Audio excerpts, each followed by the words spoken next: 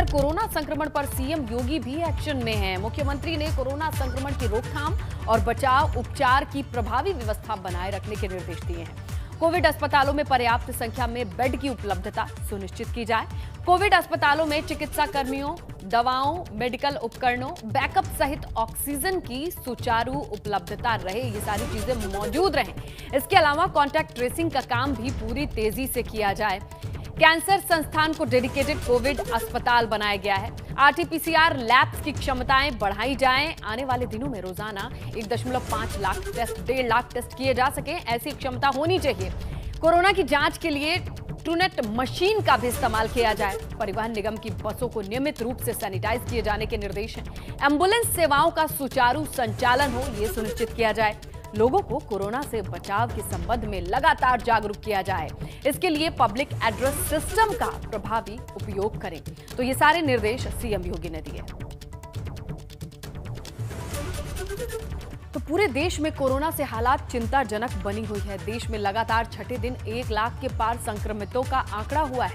देश में पिछले 24 घंटे में कोरोना के रिकॉर्ड 1,68,912 मामले सामने आए। 24 घंटे में 904 संक्रमितों ने दम तोड़ा है। 12 लाख से अधिक कोरोना के एक्टिव केस हैं देश में। अब तक देश में कोरोना के 1.35 करोड़ मामले लगातार छठे दिन 1.25 लाख का जो आंकड़ा है संक्रमितों का, वो पार चल रहा है। कुल मिलाकर कितनी चिंताजनक स्थिति है, ये दूसरी लहर कितनी ज्यादा घातक है, पहले से ज्यादा खतरनाक है, इन आंकड़ों को देखकर आप समझ सकते हैं। उधर यूपी में बीते 24 घंटे में कोरोना के 13,685 नए मामले सामने आए। अकेले लखनऊ की अगर आप बात करेंगे तो 24 घंटे में 3,892 नए केस सामने आए हैं। वहीं प्रदेश में कुल एक्टिव केसेस की संख्या हो चुकी है 81,576। तो ये आंकड़े हैं आपके सामने जो 9, 8 और 7, अगर आप 7, 8, 9 इन दिन को देखेंगे तो ये किस तरीके से बढ़ते जा रहे हैं, ये ग्रोथ है वो चिंताजनक है। तो आज 12 अप्रैल 13,685, 11 अप्रैल 15,353, 10 अप्रैल 12,787 केसेस आए थे। तो कुल मिलाकर जिस तरीके से ग्राफ बढ़ते जा रहा है, यहां चिंता होना बेहद लाजमी है, क्योंकि 10, 11, 12 आंकड़ों में अंतर आप देखिए और 11 को ज्यादा मामले दिखाई दिए, 13 आज थोड़े मामले थमे नजर आ रहे हैं, लेकिन ये रफ्तार डराने वाली है। देश का आंकड़ा भी चलिए आपको बता दें, जहां 1,68,912 केस आए हैं और 12 एक्टिव केसेस की संख्या अगर देखें तो 12 लाख एक्टिव केसेस है। यूपी का आंकड़ा भी अगर आप जानेंगे तो हो चुका है 13,685 केसेस हो गए हैं, 81,576।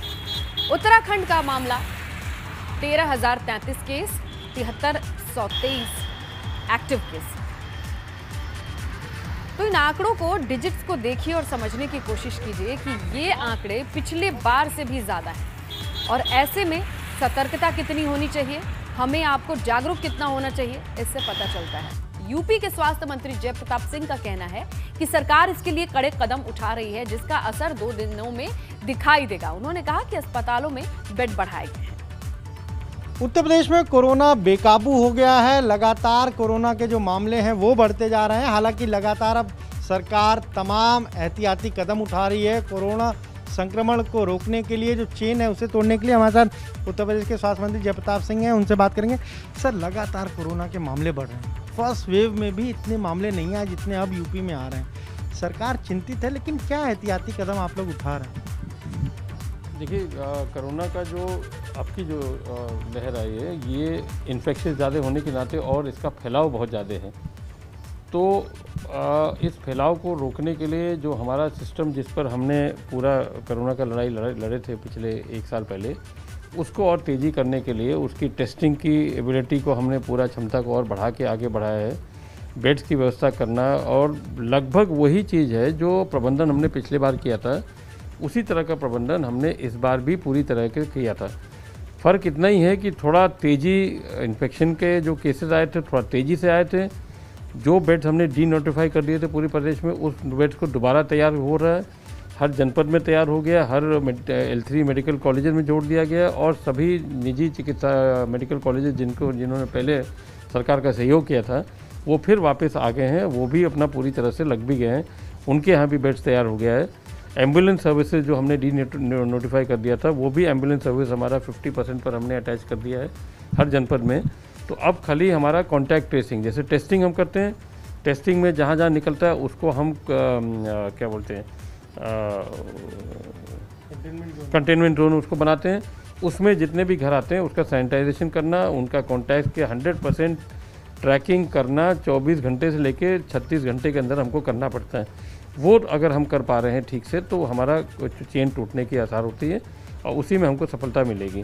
तो ये आपने सुना, क्या कहना है उत्तर प्रदेश के स्वास्थ्य मंत्री जय प्रताप सिंह का। साफ तौर पर कह रहे हैं कि अब व्यवस्था बेहतर की जा रही है, हालांकि क्योंकि मामले अचानक से इतनी तेज़ी से आए इसीलिए जो अस्पताल थे उनको नॉन कोविड हॉस्पिटल में बदल दिया गया था और फिर से व्यवस्था को दुरुस्त करने में थोड़ा समय लगा है, लेकिन जल्द ये जो व्यवस्था की गई है इसका असर भी दिखेगा। मैं सहयोग जितिन के साथ अनुभव शुक्ला, AP गंगा, लखनऊ।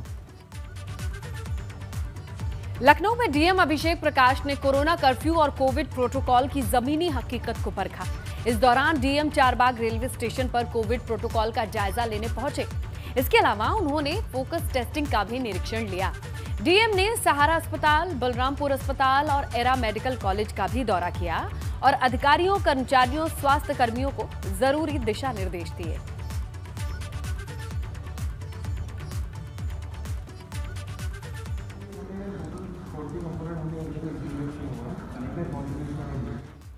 इसी बीच लखनऊ के डीएम अभिषेक प्रकाश का एक वीडियो भी सोशल मीडिया पर वायरल हो रहा है।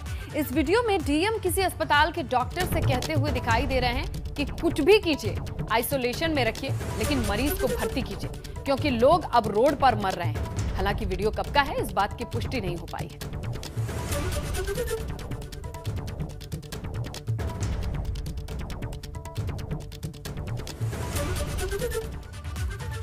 देश के साथ साथ यूपी और उत्तराखंड में कोरोना डराने वाले आंकड़े के साथ सामने है। हमारे हालात ऐसे हो गए हैं कि अब शमशान घाट पर जगह कम पड़ने लगी है।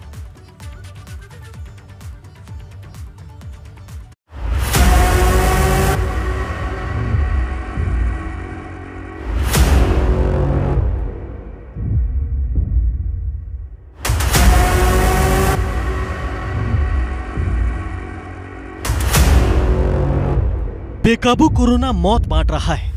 शहर शहर लाशें बिछ रही हैं। शमशान घाट में जगह कम पड़ गई हैं। बावजूद इसके लोग बेपरवाह बने हुए हैं और कोई सबक नहीं ले रहे। कोरोना का कहर कितना कोहराम मचाने लगा है आप इन आंकड़ों से समझिए।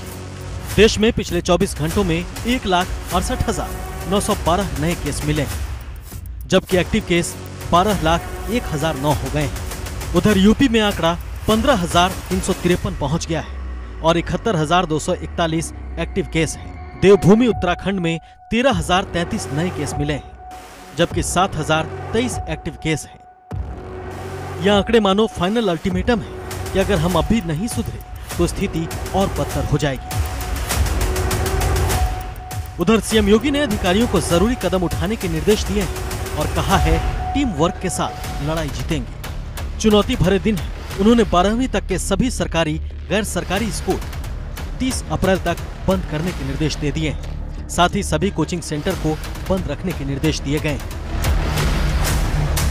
पूरे देश के साथ साथ यूपी और उत्तराखंड में कोरोना के बढ़ते आंकड़े डरा रहे हैं। हालात बेकाबू हो रहे हैं। सरकार के तमाम निर्देश और जिला प्रशासन की सख्ती के बावजूद हालात नहीं संभल रहे। लापरवाही का नतीजा है कि पिछले 3 दिनों के आंकड़े देखिए तो कोरोना का मीटर कैसे बढ़ रहा है। आज के आंकड़े 1,68,000 के पार, 11 अप्रैल को 1,52,000 के पार और 10 अप्रैल को देखिए 1,45,000 के पार था आंकड़ा।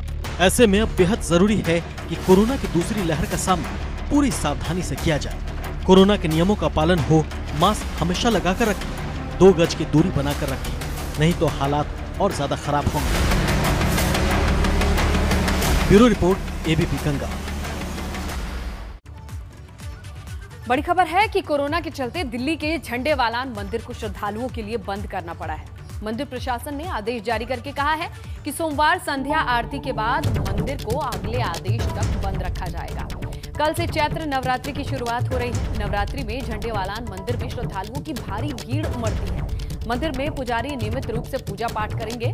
श्रद्धालुओं की बात करें तो वो इसका सीधा प्रसारण मंदिर की वेबसाइट और YouTube, फेसबुक पेज पर देख सकेंगे, लेकिन जाकर पूजा नहीं कर सकेंगे। तो कल से चैत्र नवरात्र शुरू हो रहा है, लेकिन इस नवरात्र में भी कोरोना वैश्विक महामारी खतरा के तौर पर मंडरा रहा है। यही वजह है कि प्रशासन ने मंदिरों में श्रद्धालुओं के जाने और उनके दर्शन के लिए गाइडलाइन जारी की है। कोविड गाइडलाइन के तहत मंदिर की तैयारी की जा रही है और इसी का जायजा लेने के लिए एबीपी गंगा की टीम नोएडा के सेक्टर 19 सनातन धर्म मंदिर पहुंचकर वहां की तैयारियों का जायजा लेकर आई। कल यानी 13 अप्रैल से नवरात्रे शुरू हैं, लेकिन इस कोरोना काल में नवरात्र को लेकर के मंदिरों में किस तरीके की तैयारी की गई है, भक्तों को पूजा अर्चना करने के लिए कौन सी गाइडलाइन का पालन करना होगा, इसी का जायजा लेने के लिए एबीपी गंगा की टीम नोएडा के सनातन धर्म मंदिर में पहुंची है, जहां आप देख सकते हैं कि जो भक्त हैं वो जब मंदिर में प्रवेश करें तो सोशल डिस्टेंसिंग का पालन करते हुए प्रवेश करें। इसलिए आप देख सकते हैं ये पट्टियां बनाई गई हैं और यहीं पर खड़े होकर के श्रद्धालु आगे बढ़ेंगे, यानी सोशल डिस्टेंसिंग मेंटेन रहे, उसके लिए आप देख सकते हैं कि पट्टियां लगाई गई हैं। करीब 1.5 मीटर की दूरी पर ये पट्टियां लगाई गई हैं और इन्हीं पट्टियों पर खड़े होकर के जो श्रद्धालु हैं, जो भक्त हैं वो मंदिर में प्रवेश करेंगे। और आप देख सकते हैं कि मंदिर में ये 3 लेन बनाई गई हैं और तीनों लेन में पट्टियां लगाई गई हैं ताकि सोशल डिस्टेंसिंग मेंटेन रहे। यानी कुल मिला के ये कहा जा सकता है कि इस वैश्विक महामारी से बचने के लिए मंदिरों में भी खास तैयारी की जा रही है और खास तौर से कल से नवरात्रे शुरू हैं तो इसलिए मंदिरों में श्रद्धालुओं की भीड़ उमड़ेगी। उसको देखते हुए जो मंदिर प्रबंधक हैं उन्होंने खासी तैयारी कर रखी है। प्रशासन ने भी गाइडलाइन जारी की है। नवरात्र को लेकर के पूरी तैयारी की गई है और भक्त भी इसका पालन करें, ये पुजारी और मंदिर के मैनेजमेंट की भी गुजारिश है। नोएडा से वीडियो जर्नलिस्ट राजकुमार के साथ बलराम पांडे, एबीपी गंगा। न्यूज़ 84 में अब बात करते हैं लखनऊ की, जहां आग लगने का सिलसिला लगातार जारी है। थाना ठाकुरगंज के सीएमएस स्कूल के सामने खड़ी एम्बुलेंस वैन में आग लग गई। वैन में वेल्डिंग कराने के दौरान ये आग लगी। देखते ही देखते विकराल रूप और खड़ी वैन धू करके कुछ यूं जलने लगी। वहीं पास की दुकानें भी इसकी चपेट में आने लगी। इतने देर में फायर ब्रिगेड की गाड़ी मौके पर पहुंची। जैसे ही फायर ब्रिगेड के कर्मचारियों ने पानी की पाइप को बाहर निकाला, वैसे ही वैन में सीएनजी सिलेंडर फटने से धमाका हुआ। धमाका इतना तेज था कि वहां मौजूद दुकानदार, फायर ब्रिगेड के कर्मचारी और मौके पर मौजूद मीडिया भी दहशत में आ गई। बाद में फायर ब्रिगेड के कर्मचारियों ने आग को बुझाना चालू किया और बड़ी मशक्कत के बाद इस आग पर काबू पाया जा सका। बागपत से बड़ी खबर है, जहां स्पेयर पार्ट्स की दुकान में आग लग गई। बताया जा रहा है कि आग लगने से लाखों का नुकसान हुआ है। ये आग इतनी भीषण थी कि इसके आसपास की दुकानें भी इसकी जद में आ गई। बड़ौद शहर के दिल्ली बस स्टैंड के पास ये हादसा हुआ है, जिसकी तस्वीरें आप देख सकते हैं। तो एक दुकान से दूसरी दुकान तक ये आग बढ़ती चली गई और कुल मिलाकर अफरा तफरी का माहौल हो गया।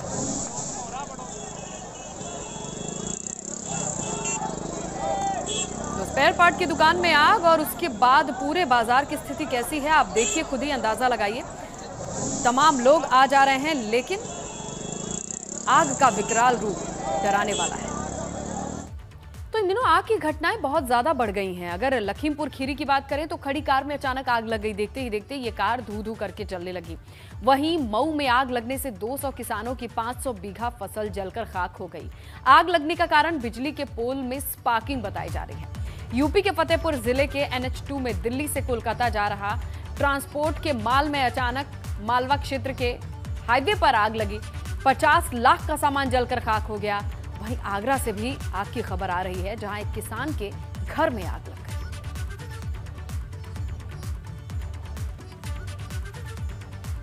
बात करें पंचायत चुनाव की, तो यहां उम्मीदवार वोटरों को लुभाने के लिए अलग अलग हथकंडे अपना रहे हैं। जहां कानपुर के बिल्हौर में प्रधानपति के गांव में मतदाताओं को लुभाने के लिए नोट बांटने की तस्वीर सामने आई है। नोट लो वोट दो की तर्ज पर नोट बांटे जा रहे हैं। वहीं नोट बांटने का ये वीडियो सोशल मीडिया पर वायरल है।